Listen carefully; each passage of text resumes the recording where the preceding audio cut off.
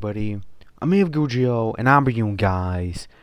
What if Goku was evil? Now, in the previous part, you guys heard and of course saw that Goku was able to become a Super Saiyan 3 after beating Frieza in his immense rage. After seeing his brother and son being brutally beaten down, as Goku's power awakened. Around to show his true power, it even showed much more powerful. Goku was also able to grow his tail and eventually became even stronger. Because of that, Rai decided to practically train Goku to master his tail so he can practically help him control the graded form. Rai decided to practically go his own separate way, knowing that Goku is immensely strong, but he decided to go his own way. But Goku actually wants Goku and Rai to actually going his own way to maybe achieve the same form he's trying to achieve, and maybe they will achieve the same form that Rai is trying to achieve his own way. Whereas these are maybe trying to evolve Super Saiyan 3 on its own, while Goku is focused on going beyond any transformation. And Goku is happy to hear that from Raditz, as he's just incredibly impressed. Eventually, they return back to Earth as Goku is trained by Raditz for the next 3 years. This is in the future timeline. With Goku being trained for those next 3 years, Goku is fully able to master the tail and eventually grow immensely stronger. Goku is also able to master Super Saiyan 3, but even with this, the new androids that are being created are much more powerful. Not 17 or 18, but Cell and, of course, another new android known as Neo. A bio-android similar to Cell, yet he has a mechanical structure. He looks exactly like Goku, but a much more metallic version, like a mecha version of Goku, but much more powerful. Possessing all Goku's Saiyan DNA combined with technology of Dr. Gero.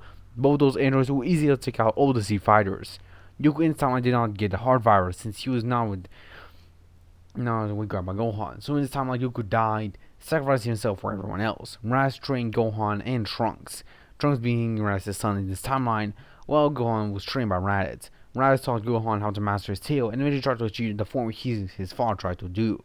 But Gohan was still weak to actually achieve the form. Even though he grew immensely stronger, he was still not able to practically catch up to Cell and Neo's power. Both androids were still too strong for Gohan, but he was able to achieve a form which he called Super Saiyan Rage, which is much stronger than even Super Saiyan 3 that Raditz had. Trunks was able to also achieve the same form following suit, as both hybrid Saiyans will become much stronger than Raditz. But Raditz will be training much more harder himself, trying to go and evolve Super Saiyan 3 like he has to. Raditz was able to achieve the form known as Limit Breaker Super Saiyan 3, which his eyebrows would have grown and his one's blue eyes will become green, being much more potent with power and energy. With this, of course, Raditz will be much more powerful and stronger than ever before. With this, of course, they think that they were confident enough to take on Cell and Neo, but little they knew is that the androids knew about their location. They decided to attack them. Both Raditz, Gohan, and Trunks will power up to their strongest form. Gohan power up into his Rage Super Saiyan transformation, and Trunks will do the same, while Raditz will power up into his Limit Breaker Super Saiyan 3. Both warriors would have fought against one another, with the side of good and evil fighting against one another. Raditz will be on the back foot against Neo as he was trying to hold him off, while Gohan and Trunks were easily able to deal with Cell, since Cell was a much more weaker of the androids, while Neo was the strongest out of all of them, possessing much more information about the Saiyans, unlike some of the others. Due to him being a mechanical Saiyan, he's much more powerful and is able to regain Zenkais, just like the others, since he's practically made of nanites, meaning that he can practically regenerate himself, but he cannot practically corrupt the structure of any being, since his nanites are not that evolved just yet. This does not actually have a much more better communication or tech to practically connect with, so his nanites are only limited to practically regenerating him as much as they can. Of course, Neo is easy to overpower Rise in base. Neo can go Super Saiyan himself as he is much more powerful. Of course, when Cell is defeated, Gohan and Trunks decide to try and fight Neo, but Neo is much stronger than they have originally thought of. Neo easily beats down both Hybrid Saiyans, and Rise is forced to sacrifice himself as Neo powered up Super Saiyan to practically survive the attack. Rise's power in his final explosion was all the power he had in his Limit Breaker Super Saiyan 3, mixed with all the power of the final explosion that he pursued it. This practically annihilated all the entire city that they were in, completely annihilated, making a gigantic crater, almost comparable to the size of an entire continent. Which of course both Gohan, Trunks, and some of the survivors, humans, were able to practically survive due to Gohan and Trunks able to rescue them. Gohan still possesses a kind-heart due to his father still being a good person. Even though Goku was not fully good, he was still a good person in his own heart, since he knew the right between right and wrong. Of course, he was much more brutal, but he knew when to spare people if he needed to. But knowing when he fights an enemy, he doesn't have to hold back. He must go all out, no matter what. And you want to learn that through Raditz. Eventually, a couple of years would pass. When Gohan and Trunks able to survive, to multiple people survived throughout the apocalypse of Neo. Since Neo would able to practically learn how to practically corrupt human beings to make practically his own puppets. This, of course, will practically harm the task for Gohan and Trunks to practically deal with Neo, since Neo practically had an invincible army. Of course, this army could be destroyed, but Gohan and Trunks wanted to practically save the army. But it would their push too far, as they had to practically kill most of the humanoid hybrids that were practically new created after corrupting multiple humans, which caused a lot of distress between the humans. But of course, they still saw Gohan and Trunks as our protectors and guardians, knowing that is the right way. Bulma will of course still create a time machine and eventually ponder if she should send herself, Trunks, or Gohan. But Gohan decides to practically be the one to go there, since he's already born there and is already old enough. Of course, Bulma still knows that Gohan is young, but she decides to agree to that, since both Gohan and Trunks in this timeline are both the same age. So yeah, because of this, of course, Gohan would have went to the past and eventually would arrive by the time of Goku and Raditz prior to return to Earth. Goku would not have arrived because he also would have been not informed by the death of Frieza, since Planet Namek was not destroyed. So mostly it was moved instead of that. Eventually, of course, Gohan would have introduced himself. Gohan would, of course, introduce himself to President Goku and Raditz, with both of them being shocked to actually see his future son and nephew. Both Raditz and Goku being confused, but eventually Gohan would explain the dark future that they live in. Goku would curse himself for not being strong enough to practically handle this threat, but Gohan tells him to grow stronger to handle this threat in his timeline. He failed to save his, but he knows that Goku and Raditz can probably save theirs. He will return in a couple of years later to practically see if they were able to defeat their own androids. If not, he'll practically help them as much as he could. Gohan tells his father to practically go the further beyond path that he chooses. As Raditz has already gone his own path, Goku must go on his own, much more faster than he thought of. He must master his tail much more faster than his father did in his timeline.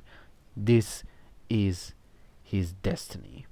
Goku nods to Gohan and hugs Gohan, telling that he wishes that he could be much more longer for his future son, but he knows that his future self will also sacrifice himself multiple times to probably save him, knowing what his mother sacrificed herself.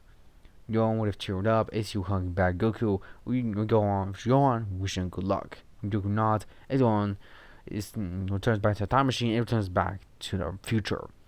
Raditz sees Goku is still tearing up as Raditz asks Goku if Gohan reminds him of Chi-Chi.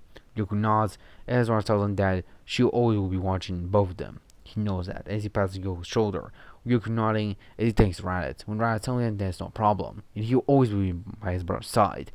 Goku and Raditz will then begin to train for the next 3 years. With Goku fully able to master his tail in a year and a half, and eventually try to combine Super Saiyan with his grade A form. Goku, of course, will have multiple fails in the transformation due to him state being incredibly wild. Goku cannot control himself no matter how hard he tries. But Goku decided to practically train Gohan to practically handle the transformation of the Super Saiyan transformation. Gohan, after being trained by Goku, was able to fully master the Super Saiyan 2 transformation, and Raditz was able to also unlock Super Saiyan 3 Limit Breaker and master Super Saiyan thanks to that. But he's still not master Limit Breaker Super Saiyan 3, just like his virtual counterpart has. So he's much more weaker, but he's incredibly stronger because of Goku. So they're most likely evening out. Goku and Raditz will still continue to train and increase their powers. All the Z-Fighters will also continue to train. Goku and Raditz doing much more brutal training than ever before. With both of them being incredibly strong and powerful, they will also be easily able to handle multiple other threats by themselves, knowing that they're strong enough. But they know that both Cell and Neo might be much more bigger threat than they have originally thought of, so they must be much more prepared. And eventually, it comes a time when the android's supposed to arrive. And of course, Dojo of course still appears, but instead of having 19 with him, he actually has 17 and 18 beside him. They're not fully loyal to Jiro, but Jiro actually has a remote that makes them feel pain if they actually disobey his orders, which they are forced to practically obey his orders even if they don't want to. And they know that if Jiro practically wants to kill them, he'll probably do it in a press of a button.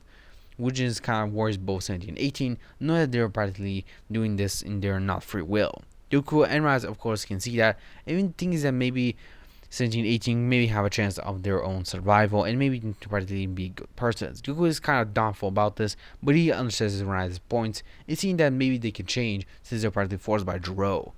Jiro, of course, forces both 17 and 18 to handle Goku while he tries to get Cell and Neo ready. Both Goku and Raditz would, of course, eyes widen as they heard the names. They try to stop Jiro, but 17 and 18 wouldn't intervene, apparently stopping them. As Goku get angry, he'll power up Super Saiyan 3 and smacks 17 away and flying after Jiro, but Jiro is able to create a distraction so he can practically escape. Goku curses as he gets angry, powering up even more as the ground shakes beneath him. Goku's rage starts to grow wild as his eyes became red. The great form within him starts to shout and roar. Goku then roars as he shakes the entire planet as he becomes a Super Saiyan 4. With Goku's immense power releasing, Rise will be in shock as he sees his brother's new transformation. But this is the end for this part. I'll see you guys in the next one. Sayonara, Messi fans. See you next time.